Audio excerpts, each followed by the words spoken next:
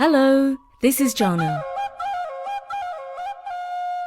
And I'm here with a special edition of Story Nori, in which we're going to review a new family-friendly podcast called Coin Trick.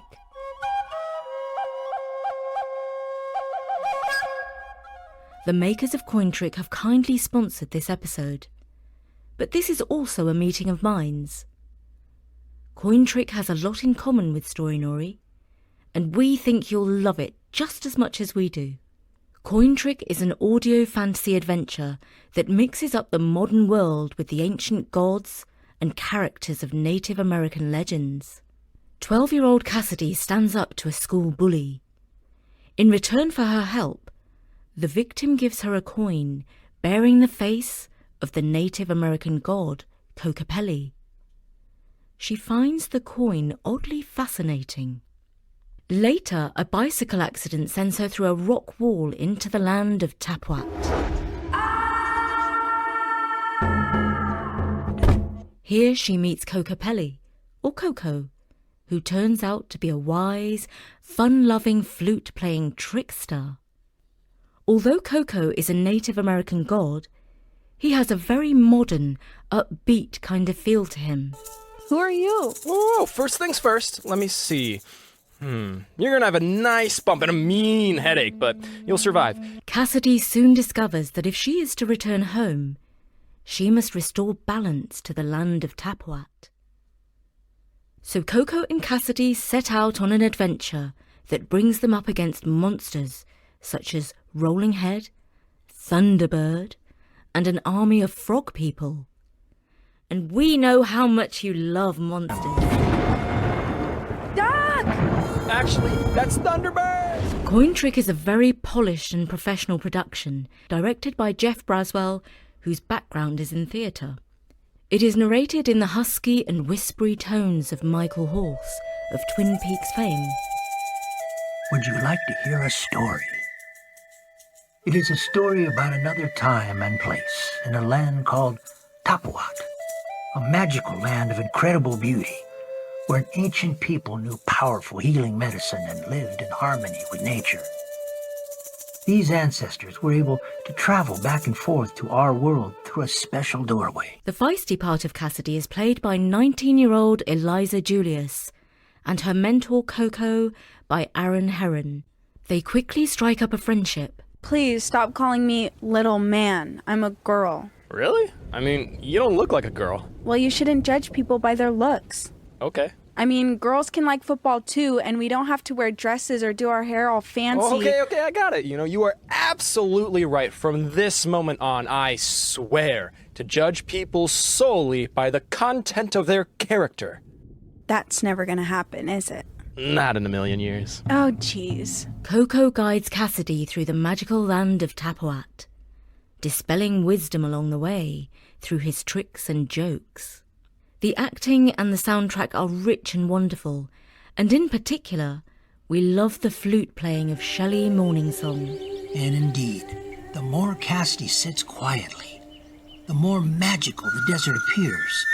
Everything seems to breathe around her. Colorful birds form artistic shapes as they fly across the clear blue sky.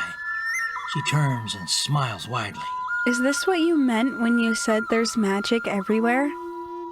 Coco? But Coco is nowhere to be seen. Our own writer Bertie has been chatting with Coin Trick's creator, Susan Hansen, who has spent much of her career as a travel writer. He also spoke to the flute player Shelley. So Bertie, what do you think of Coin Trick? Well, as you know, Jana, I'm a fan of stories and audio, so of course I'm going to love Coin Trick. And you can tell by listening to it that the whole project has a positive vibe and is made with a lot of love. Yes, I agree. I can imagine that Susan and Shelley and you had a lot in common. What did you find out? Well, Susan has a lifelong interest in Native American folklore, and the idea for the story of Coin Trick has been in her mind for quite some time. This is what she told me. The idea for it came 20-some years ago. I was out on a hike with my dog in the Santa Monica Mountains around Los Angeles. And for some reason that day I took a different trailhead, and On the drive there, I noticed a mailbox with a Kokopelli image painted on it. Then on the hike, a series of things happened. I noticed some etchings on a rock, a king snake crossed our path, and a mountain biker passed us in a cloud of dust. And somehow all of those seemingly random incidents merged, and literally by the time I got home, I had the idea for a story.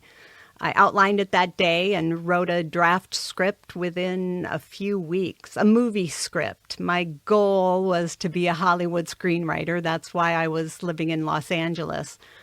But nothing ever really happened with the script. It sat in a drawer, and I would pull it out every once in a while.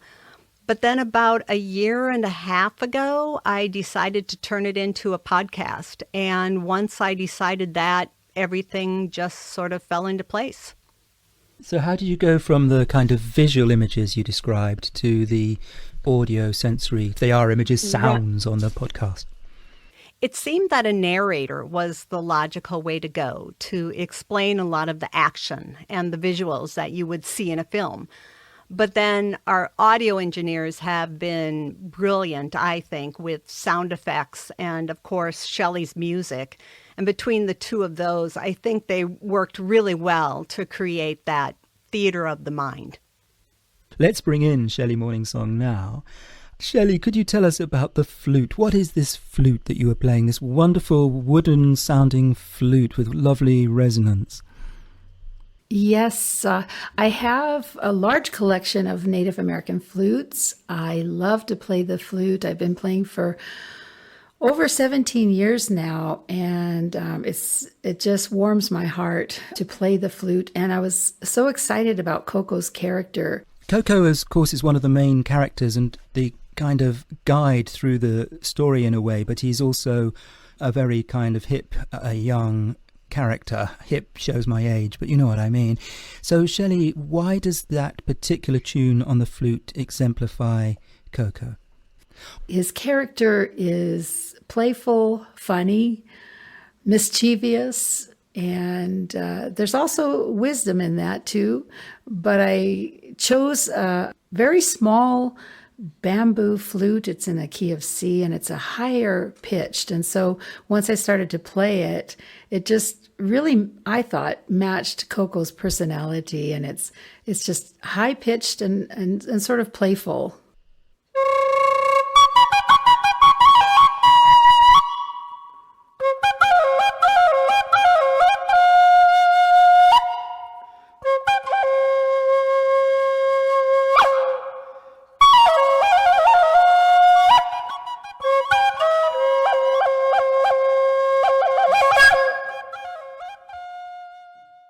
It's lovely.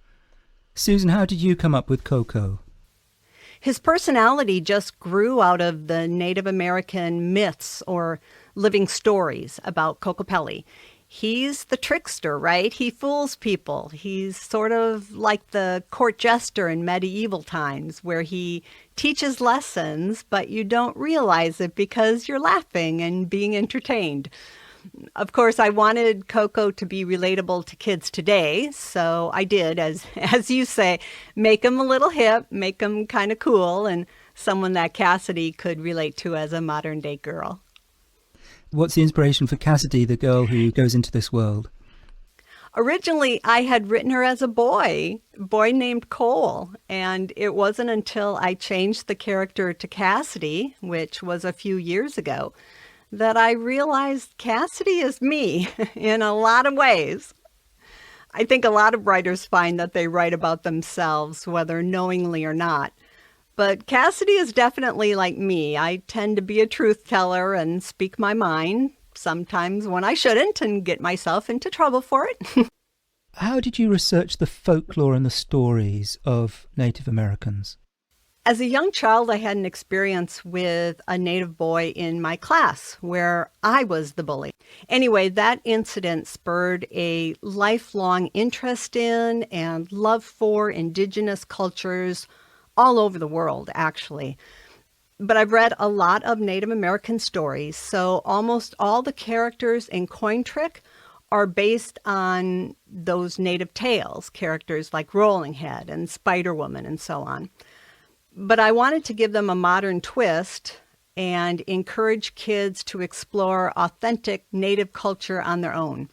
I didn't want to tell them what to think, but rather spur their imagination like my own was. So the characters are based on Native characters, but definitely have their own modern edge and are written totally with love and reverence and respect for the original stories. Absolutely.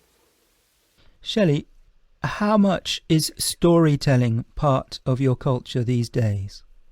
Music and stories are so important to us, especially for us to pass those things down to our children, to teach our children our stories and keeping those traditions alive, especially now more than ever because we're losing so much nowadays of our language and traditions and so forth. So it's very, very important. And we don't look at them as myths. We think of them like Susan says as living stories. It's so beautiful.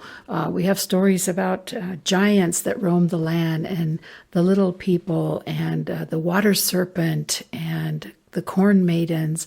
These are stories to us. These are real life events that took place throughout history, the history of our people.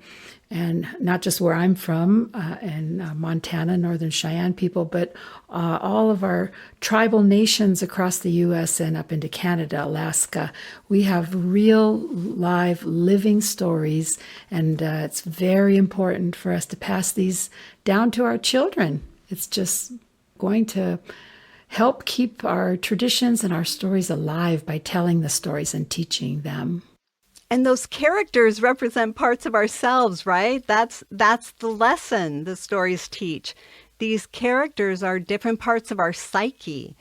That's why I was telling you that Story Nori is so important, because those folk tales and myths and classic stories, they pass along vital messages that teach kids morals and how to behave in society and respect for the land and for each other. So they're important messages that I think in a lot of ways we've just lost touch with in modern society. There's too much static and noise competing for our attention. And especially in this strange post-truth era that we're in, those lessons provide a sort of guiding light or lodestar, if you will. As does our intuition, which is why Cassidy is always reminded to listen. But that's why it's so important what you do to keep those stories alive. And that's what I wanted Coin Trick and Coco to do, is spur interest in and lead kids to discover these wonderful, wonderful stories. And that was Susan Hanson, creator of Coin Trick. She's obviously poured her heart and soul into this story. We also heard from the amazing musician Shelley Morningsong. Oh, I'm glad Susan also thinks that Story Nori and Coin Trick are on a similar path. We also love bringing stories alive with the acting, music and sound effects. And how can people hear Coin Trick, Bertie? Just like you get Story Nori, you can go to the website cointrick.net, or you can subscribe to the podcast on Apple, Google Play, Podcast Addict, or wherever you listen to podcasts. Okay, everyone, that's Coin Trick, a great new podcast. And we'll be back soon with some more stories of our own here at storynori.com. And to play us out, here is Michael Horse with the trailer for Coin Trick. Hi, I'm Michael Horse, here to tell you about Coin Trick, a new podcast for kids that I'm narrating. It's the story of 12-year-old Cassidy. Hey, guys! Who travels through a magical doorway to another world called Tapawat, where she meets Coco. That'd be me. Otherwise known as Coco Pelli, the Native American trickster. The two of them team up on an epic quest to restore balance to the universe. Along the way, they face all sorts of challenges and monsters, like Thunderbird.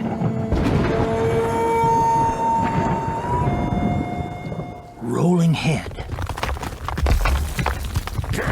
You're mine, and your little friend too. And other characters based in Native American mythology. Coin Trick is action-packed, filled with surprises and important messages about bullying and acceptance of oneself and others. So please, join us in this exciting adventure. See you in Tapawat.